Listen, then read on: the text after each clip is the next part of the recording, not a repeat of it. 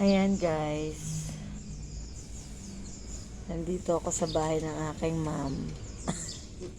Nagpapahinga. Ayan, yan ang kotse ng aking mom. Ayan si nanay. Ayan, nandito kami. Ang ganda ng tanawin. Ang luwag-luwag. Guys, nagpapahinga ako guys. Kasi, sarado na kami guys. Hinihintay ko yung sundo ko. For 4:45 pang uwi na eh. Matagal pa. Sabi ni nanay, matulog daw ako dito. Eto, nagdadaldal. Nagchichismis kami. Nagmamarites.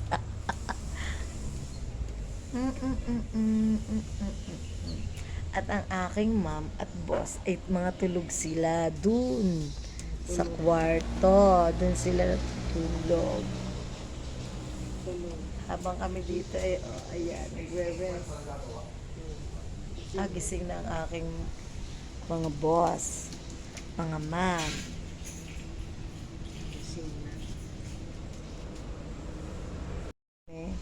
Sa asyenda di... Nasaan na?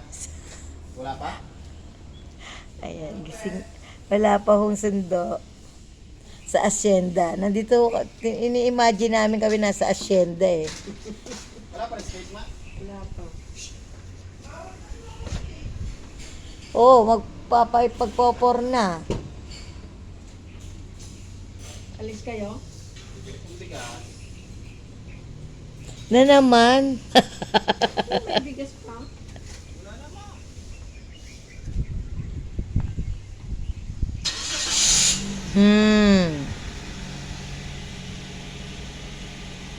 Ayan ang bahay ni nanay.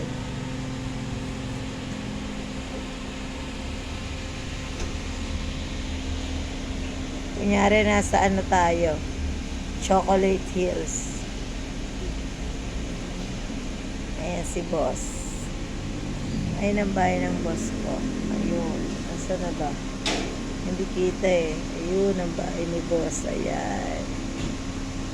Ayan ang bahay niya guys.